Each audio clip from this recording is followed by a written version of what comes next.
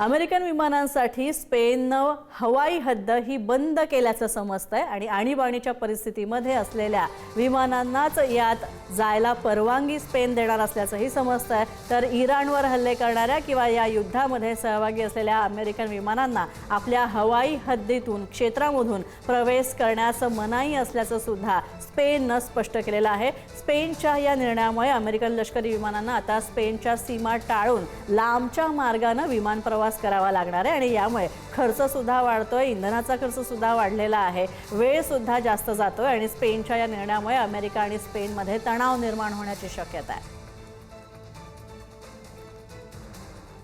बातमी लेबनॉनमधून। लेबनॉनमधील हनावियात या रुग्णवाहिकेवर हल्ला करण्यात आलेला आहे। तर हनावियातमध्ये हा हल्ला झाला असून 4 रुग्णवाहिका यात पूर्णपणे उद्ध्वस्त झालेल्या आहेत।